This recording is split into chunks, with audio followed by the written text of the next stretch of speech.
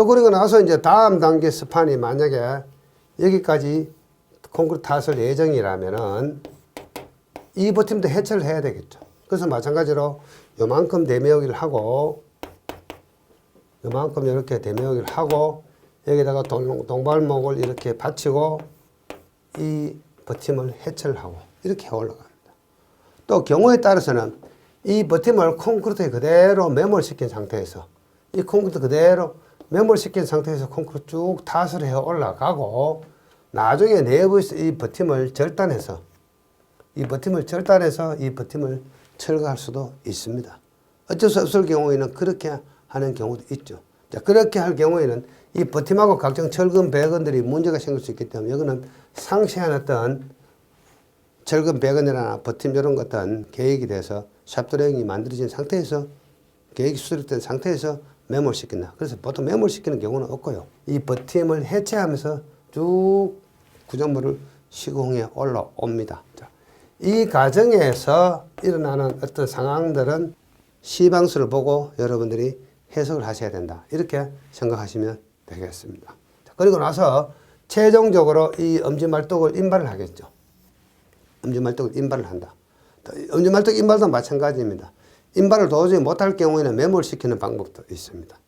자, 그리고 이 구조물과 버팀대 사이에는 대매우기를 하는데 이 대매우기 하는 방법은 일반 구조물 뒤처음 대매우기하고 똑같습니다.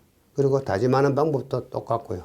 그 여러분 토공에서 구조물 뒤처음이나 구조물 뒤처음 다짐 시공에 대해서 공부한 내용을 여기에다가 적어 넣으시면 되겠죠. 다짐에 관련된 내용은 그러한 내용들이다. 자, 이까지 전체 흐름을 안 상태에서 여러분들이 이제 본문 내용을 보면서 기억을 하셔야 돼요. 스무르트 하셔야 돼요. 그래서 본문에는 이런 그림들이 빠져 있습니다. 그래서 여러분들은 상상을 동원해서 제가 말씀드리는 시공 경험과 관련된 내용을 가지고 상상을 동원해서 여러분들 그림까지 생각하면서 그 문장 옆에다 그림까지 여러분들은 스스로 만드셔도 됩니다.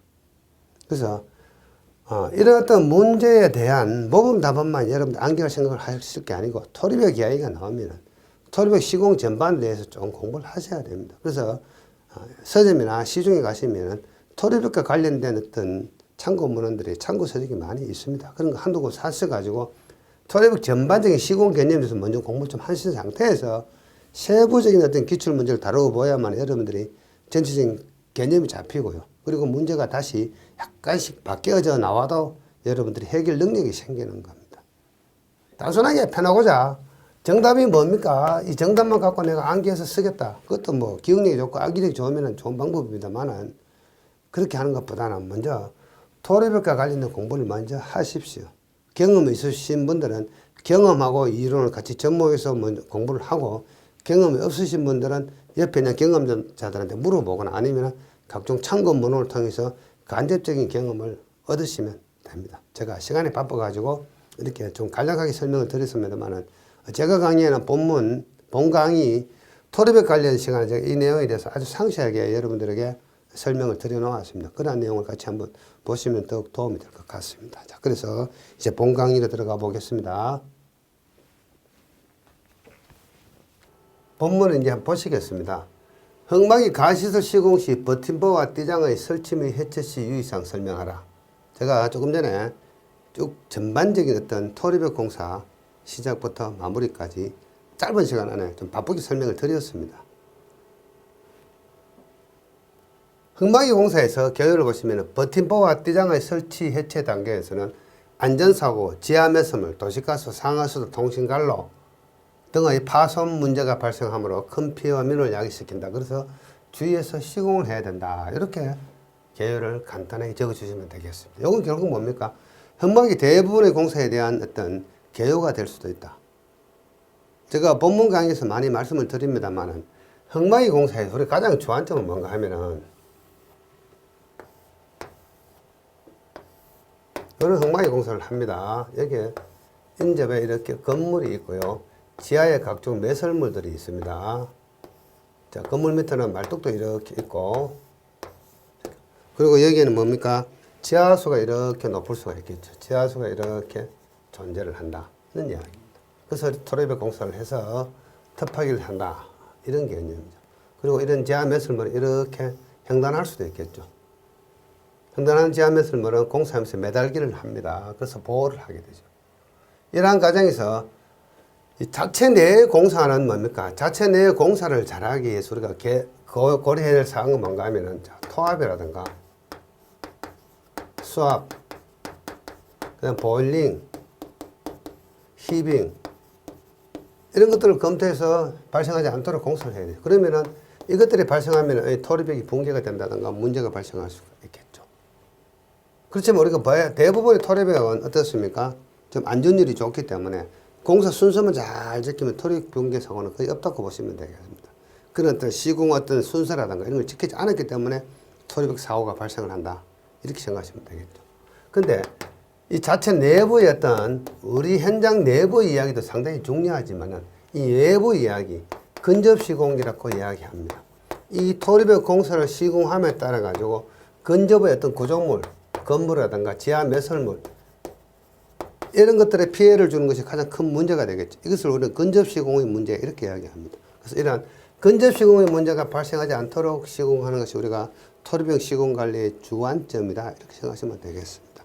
그래서 앞에서 제가 잠깐 설명드렸습니다만은 이 토리벽은 굴착 단계별로 영양 거리가 있고 치마량이 있습니다. S라는 치마량이 있습니다. 그래서 굴착 깊어지면 이 치마량 영양거리는 더 커지겠죠. 이런 식으로 깊어지면 더 커진다 이렇게 생각하시면 되겠습니다. 이 검토하는 방법은 제가 한 6가지 정도 있다고 말씀을 드렸죠. 근데 국내에서는 주로 많이 쓰는 방법이 CASPE, CASPE 방법을 많이 씁니다. 요거는 탄성 보호법이라고 이야기합니다. 여러분 혹시 현장에 토리벽 관련 구조 계산서 있으면 한번 읽어보십시오. 굴착 단계별 치마량 S와 영양 거리가 미리 정해져 있습니다. 우리는 그것을 지켜가면서 굴착을 해야 되겠죠. 그래서 이 설계치를 확인하는 방법은 뭐라고 이야기했습니까? 계측을 통해서 확인을 한다 이렇게 말씀드렸죠. 그래서 지금 토리벽 공사의 주안점은 이 외부 이야기, 근접 시공의 문제가 더 큰 시공 관리의 관심사가 되어 있다 이렇게 생각하시면 되겠습니다. 이렇게 토리벽 공사에서 잘못하면은 이러한 안전사고, 지하 매설물, 그 다음에 근접 건물의 어떤 문제, 그리고 피해와 민원을 야기시킨다. 그래서 주의해서 시공을 해야 된다. 이렇게 개요를 적어주시면 되겠습니다.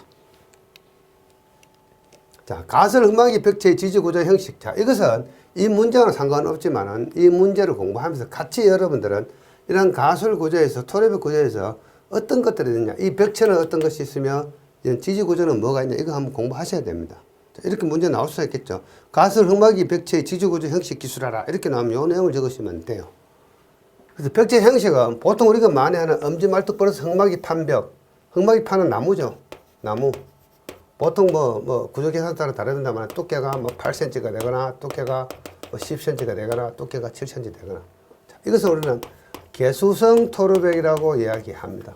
물이 이렇게 지하수가 높다면은 지하수가 이렇게 들어올 수가 있겠죠.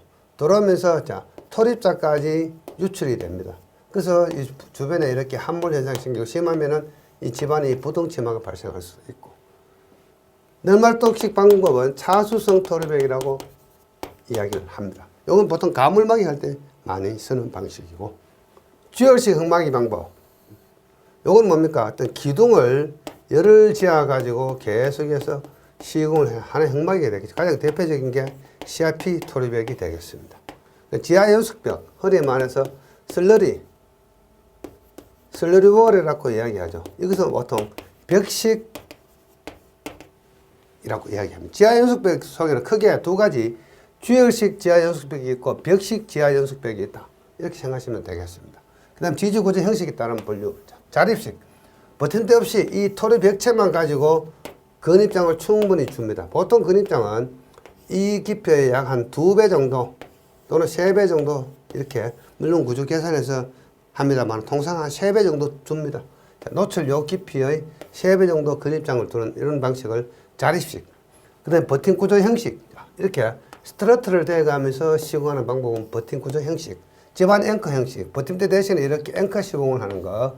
집안 앵커 방식. 그 다음에 앵커 대신 소일렐링, 세막대기를 이렇게 꽂아주는 방식. 보통 토리벽 공사에서 소일렐링을 많이 하지 않습니다. 어스앙카라든가 버팀대 구조가 주로 많이 사용되죠. 굳이 하려면 소일렐링까지 할 수도 있겠죠. 이 소일렐링은 사실은 사면 보강 등에서 많이 사용하는 공법이 되죠. 어쨌거나 이러한 가설 흙막이 벽체의 지지구조 형식, 야, 이참에 공부할 때 같이 공부해 놓으시기 좋겠죠. 벽체 형식에 따른 분류, 지지구조 형식에 따른 분류. 이 문제의 어떤 답안하고는 상관이 없습니다만은 공부할 때 같이 한 번에 쭉 같이 공부를 해 놓으신 것이 좋겠다 싶어서 자, 여러분들에게 체계성 있는 학습을 하도록 하기 위해서 제가 자료를 드리는 겁니다. 이것도 마찬가지입니다. 보통 우리가 하고 있는 개성 토리벽, 엄지 말뚝 플러스 흙막이 판벽에 사용되는 각종 부재, 띠장이나 버틴대라는 이야기 나왔기 때문에 이 부재의 개념 정도는 여러분들 좀 공부를 하고 지나가야 되는 차원에서 제가 넣어놓은 겁니다. 흙막이 판, 엄지 말뚝, 솔더 파일이라고 이야기합니다. 솔더라는 이야기는 뭡니까? 어깨라는 뜻이죠. 솔더 파일. 그래서 만약에 종방향으로 이렇게 이 선형으로 우리가 지하철 하고자 한다. 그래서 이 단면을 잘라보면은 이런 단면이 되겠죠. 이렇게 토리벽 공사를 하고자 한다. 그래서 여기에 이런 엄지말뚝을 이렇게 박아 나갑니다. T4나 오거나 천공을 해서 엄지말뚝을 이렇게 박고 보통 한 1.5m 간격으로 설계에 따라 다를 수도 있습니다만 1.5m 간격으로 박고 그 다음에 땅을 파면서 입체적으로 그려볼까요? 이렇게 여기 엄지말뚝이 이렇게 박혀 있죠. 뭐 이거 아시죠?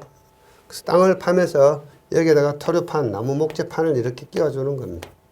토류판, 나무 목재판을 끼우면서 이렇게 땅을 파내려가죠. 그래서 나무 목재판을 이렇게 끼우면서 땅을 이만큼 이렇게 파는 겁니다. 파고 팔 때는 이렇게 파서 여기다가 보고리를 설치하고 띠장을 설치하고 버팀을 치고 또 땅을 요만큼 이렇게 굴착을 해서 띠장을 설치하고 버팀을 치고 이런 식으로 단계별로 쭉 굴착해 내려가는 것이 일반적인 지하철 등에서 토리벽 공사를 하기 위한 굴착 방법이다. 이렇게 생각하시면 되겠습니다. 기사시험 등에 보면은 이 굴착하는 방법이 여러 가지 방법이 있습니다. 아일랜드 컷 방법 이런 거, 트렌치 컷 방법 뭐 여러 가지 방법들이 있는데 그런 거는 토목시공 기술사에서는 잘 안 나옵니다. 기사시험에 주로 잘 나오는 내용이에요. 그런 까지 궁금하시면 공부하시면 되고요. 자, 요게 보통 흙막이판, 요때 H파일을 엄지말뚝이라고 이야기합니다. 그래서 흙막이판, 엄지말뚝 등에 대한 어떤 용어 정도는 여러분들 기억을 하셔야 되겠죠. 그래서 토목 용어 사전에 보시면 솔더 파일, 흙막이 벽 시공 시 수평 나무늘 목재죠. 끼울 수 있도록 일정 간격을 설치해 벽체를 형성하기 위해 사용한 H 모양의 요 강제를 솔더 파일이라고 이야기한다. 근데 여기 보시면은 우리가 이런 거 많이 고민하실 겁니다. 강제 어느 것이 맞느냐? 어떤 책에는 이런 강제 바깥제자, 어떤 책에는 강제 안제자 이렇습니다. 그래서 제가 한자 사전을 찾아보니까 강제 말뚝 어떤 것이 맞느냐? 이건 퀴즈 문제입니다. 숙제입니다. 강제는 강철강 지을제, 강철로 만든 제품을 강제라고 이야기하고 강제 요거는 뭡니까? 강철강 제목제 쉽게 이야기하면은 공업용이나 건설용으로 사용되는 강철 이 자재 자체를 강제라고 자재를 강제라고 이야기한다 생각하시면 그래서 이 강제는 강철로 만들어진 제품을 이야기하는 거고 이 강제는 어떤 자재가 강으로 되겠다고 생각하시면 되겠습니다. 그래서 제가 생각할 때는 뭐 이것도 맞고 이것도 맞다고 생각하시면 되겠습니다. 굳이 저런 어떤 맞춤법에 너무 고민하실 필요는 없겠죠. 그래서 혹시 재미삼아 제가 한번 넣어놔 봤습니다. 저도 좀 궁금해서 한번 찾아봤습니다. 찾아보니까 이러한 개념으로 되어 있습니다. 강제. 저 경상도 발음은 똑같습니다. 그래서 저는 통상 안쪽 제, 바깥 제 이렇게 이야기합니다. 경상도 사람들에게 발음이 잘 안 돼요, 이게. 경상도 사람은요, 요거하고 이거하고 발음을 구분 못 합니다. 살 똑같죠, 여러분들? 살. 경상도 사람들이 이 발음을 잘 못해요. 그런 거 여러분들 좀 이해를 하시기 바랍니다. 제가 뭐 경상도에서 태어났기 때문에 지금 와서 뭐 서울말 배울 수도 없을 수 없습니다. 이런 거 좀 이해해 주시고요.